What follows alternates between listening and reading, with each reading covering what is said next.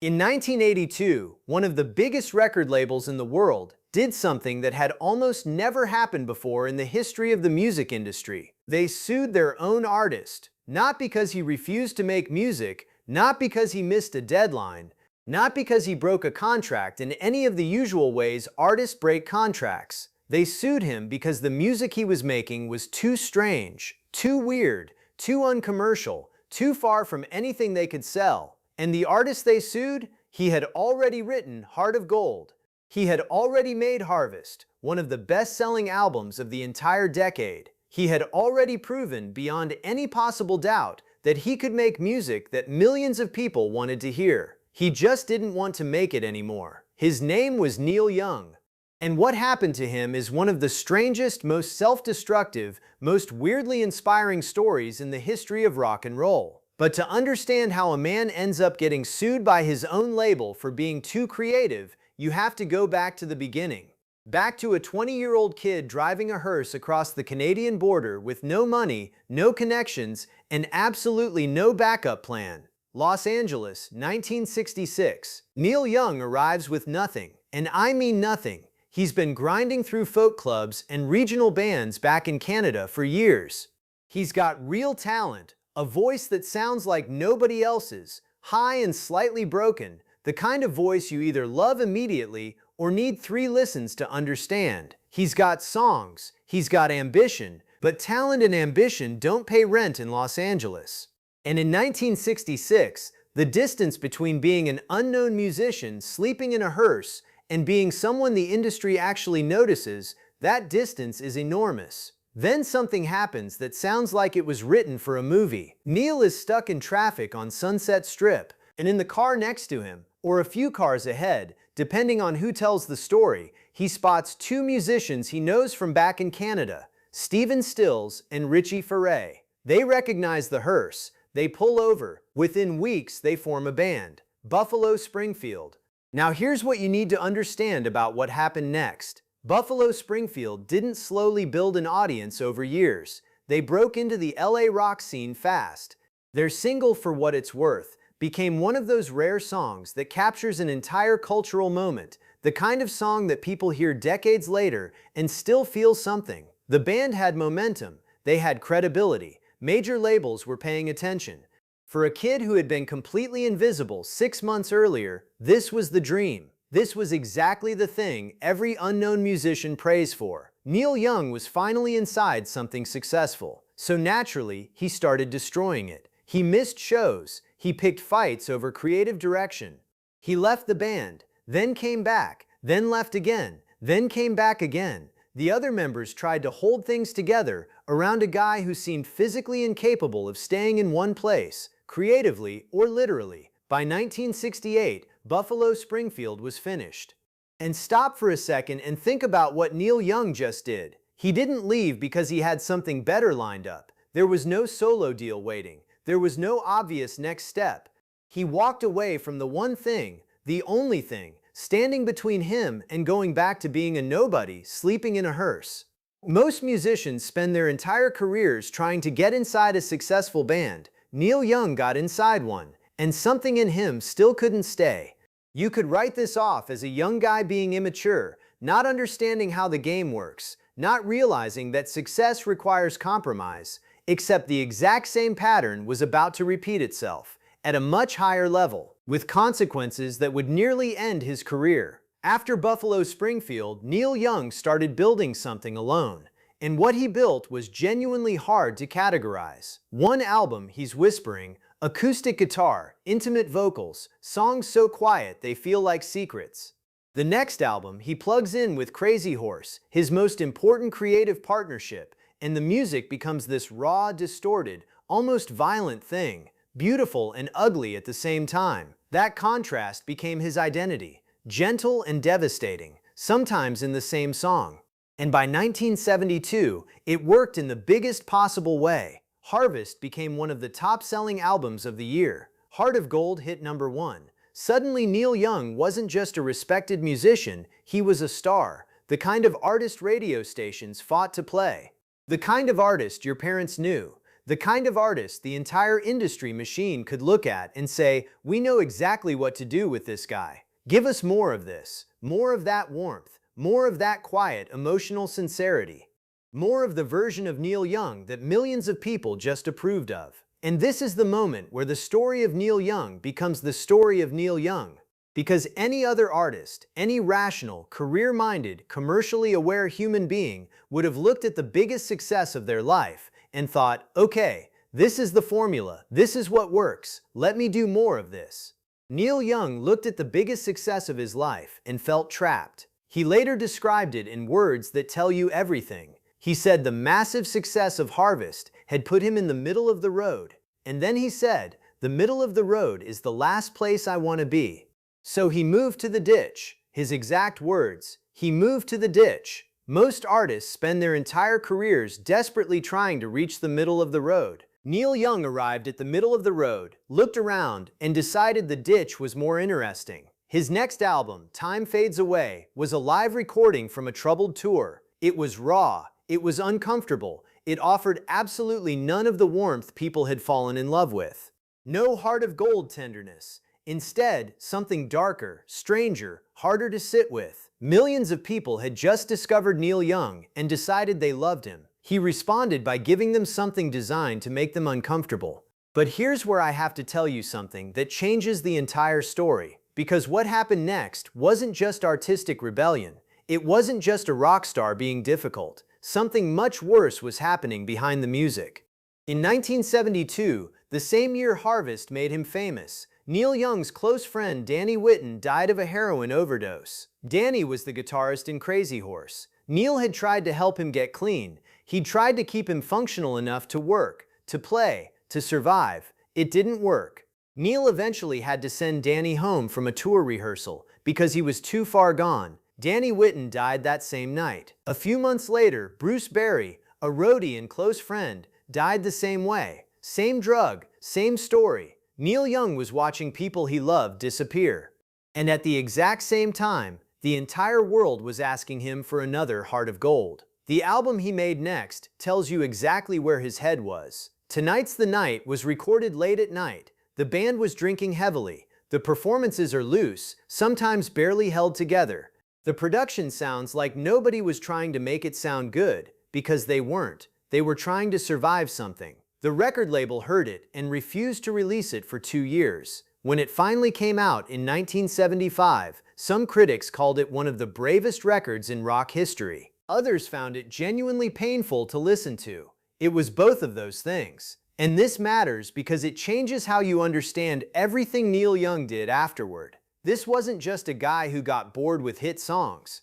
This was a person who had learned, through real grief, through real loss, that making music for the audience, making something comfortable and safe and commercially reliable, was never going to matter as much as making something that was true. The rebellion and the grief were inseparable. And once they merged, there was no separating them again. What happened next proved it. By 1979, Neil Young had clawed his way back. Rust Never Sleeps was one of the defining albums of the era, half acoustic vulnerability, half electric fury, the kind of record that reminded everyone why this guy mattered. Critics loved it. The audience that had survived the strange years loved it. He was relevant again, commercially viable, respected. Then he signed a deal with Geffen Records, a major label, a serious commitment, the kind of deal you sign when you're a proven artist with a proven audience and the label wants to invest real money in your future.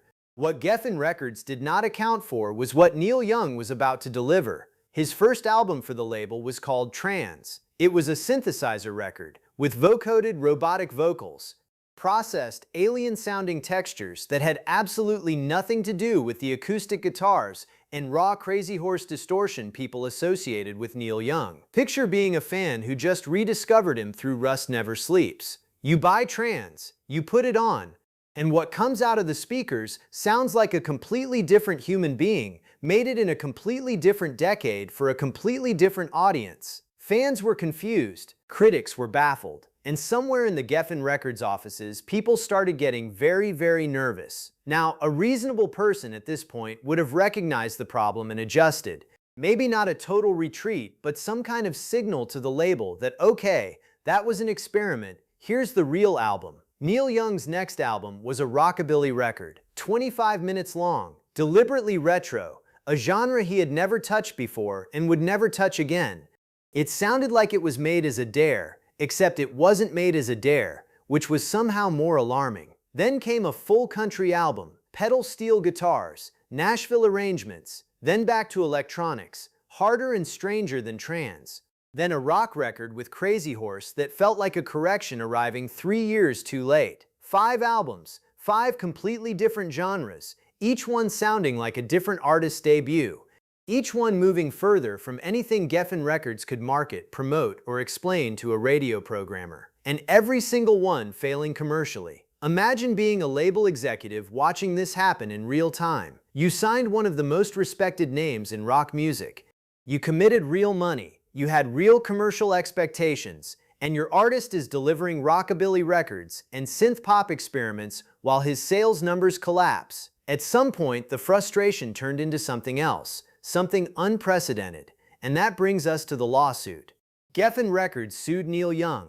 Let that land for a second. His own record label took him to court, not because he refused to record, not because he missed a deadline.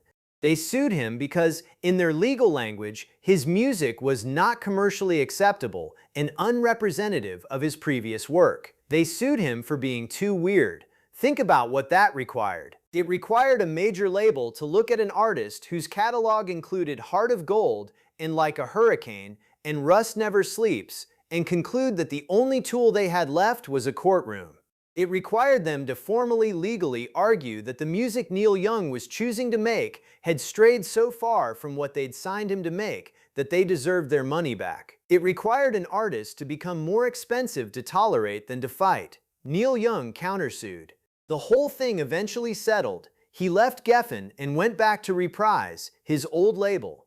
But for a real documented, legally recorded period of time, one of rock and roll's most important artists was in active litigation with his own label over whether his music was strange enough to count as a breach of contract. If this had been the end of the story, it would have made sense. A brilliant artist who pushed too far too many times until the machine chewed him up. A cautionary tale about what happens when you refuse to play the game. But this is Neil Young. And the thing about Neil Young is that he had already been surviving his own decisions for 20 years. He wasn't about to stop now. By the late 1980s, the music industry had quietly written Neil Young off. Nobody was revising their opinion of Harvest or After the Gold Rush. Those records were canon. But the 1980s had been a public disaster. The Geffen lawsuit, the commercial failures, the albums that nobody defended. He was a legacy act. A name in the history books, not a force in the present tense. And then something happened that nobody could have planned. A new generation of musicians arrived, kids who had grown up with his records. And what they heard in Neil Young's catalog was not a museum exhibit. They heard distortion, they heard rawness, they heard a refusal to be polished. They heard a willingness to be ugly when the song demanded ugliness. For years, for an entire decade, Neil Young had been criticized for exactly those qualities. Too messy, too unpredictable, too unwilling to smooth the edges. Now the biggest new movement in rock music wanted exactly that. Kurt Cobain called him the godfather of grunge. And just like that, the entire narrative flipped. The artist who had been sued for being too uncommercial became the spiritual ancestor of the most commercially dominant sound of the early 1990s. The qualities that had nearly destroyed his career became the exact reason a new generation treated him like a god. And Neil Young responded the only way that now feels inevitable. He got louder. Ragged Glory with Crazy Horse was one of the most ferocious records of his career. Guitars cranked, production stripped bare, the whole thing sounding like a man who had spent 10 years being misunderstood and was completely done apologizing for it. Critics who had spent the 1980s writing complicated obituaries for his relevance were suddenly writing about his comeback.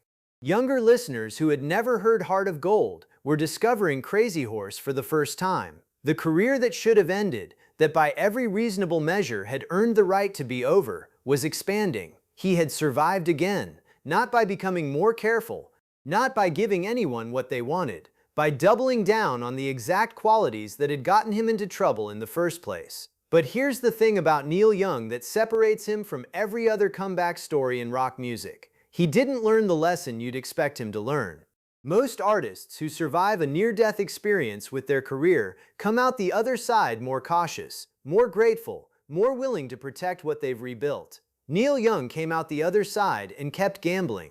In the mid-2000s, he became obsessed with a problem nobody else in music was willing to fight: digital audio quality. Streaming platforms, MP3s, compressed files, the way most people consumed music, sounded, to Neil Young's ears, like a degraded copy of what music was supposed to be. He wasn't wrong about the technical argument. But the industry had already decided that convenience mattered more than quality, and no one was going back. Neil Young tried to go back anyway. He launched Pono, a high-fidelity music player built on the idea that listeners deserved to hear music the way it was recorded. He raised over $6 million on Kickstarter. He made the case as loudly and publicly as he could. The market didn't care. Pono eventually shut down. The world had already moved on. A familiar ending. But the moment that crystallized everything, the moment that proved Neil Young at 80 was fundamentally the same person as Neil Young at 20, came in 2022. He issued an ultimatum to Spotify: remove a podcast he believed was spreading dangerous medical misinformation, or remove his music. Spotify didn't remove the podcast, so Neil Young removed himself, his entire catalog, every song, every album, every recording from a career spanning more than 50 years, pulled from a platform with hundreds of millions of users, gone by his own choice. The financial cost was real. The audience cost was real. He did it anyway. And when you line it all up, when you see the whole arc from start to finish, you realize it was always the same decision. The 20-year-old kid in the hearse walked away from Buffalo Springfield, the only lifeline he had, because he couldn't stay inside something that required compromise. The 30-year-old star walked away from the Harvest Formula, the biggest commercial success of his life, because he refused to repeat himself. The 40-year-old veteran let his own label take him to court rather than make the music they needed him to make. And the 76-year-old legend pulled his entire life's work off the biggest platform in the world because he wouldn't coexist with something he believed was causing harm. The stakes changed every single time. The decision never did. So, what really happened to Neil Young? The easy answer is that he was difficult, stubborn, a creative egoist who prioritized his own instincts over commercial logic, label relationships, fan expectations, and basic career survival. That answer is not wrong, but it misses the real story. Neil Young's greatest enemy was never failure. It was repetition. It was the moment success tried to tell him who he was supposed to be. Every cycle followed the same shape. He builds something, people respond. The industry figures out how to package it. The audience settles into expectations, and then something in him refuses. Not always brilliantly, not always wisely. The Geffen albums weren't secretly genius. Some of those records were exactly as confused as they sounded. But the refusal itself was always real. And the refusal, over 50 years, across every format and genre and controversy and legal battle, turned out to be the thing that kept him alive. Because the artists who gave the industry exactly what it wanted in the 1970s were mostly forgotten by the 1990s. The artists who perfected their formula until the formula was all they had became nostalgia acts with shrinking audiences, playing the same hits to smaller and smaller rooms. Neil Young never perfected his formula. He kept breaking it. And every time a new generation arrived looking for something that hadn't been polished and market-tested into nothing, they found him still there, still raw, still difficult, still arguing with somebody about something, still making music on his own terms. Maybe he wasn't trying to destroy his career. Maybe he was trying to save himself from being trapped inside it. Because every time the world thought it understood Neil Young, he changed the rules. Every time an audience settled into a comfortable picture of who he was, he gave them something that didn't fit the frame. The label sued him. He came back anyway. The market ignored Pono. He pulled his catalog from Spotify anyway. The audience got confused. He got louder anyway. After the lawsuits, after the bad decades, After the commercial disasters, after every moment where the smart money said it was finally over, he never disappeared. What happened to Neil Young? He kept risking everything, because staying the same was the one thing he was never willing to do. And somehow, in an industry that throws artists away the second they stop being predictable, that turned out to be enough to last forever.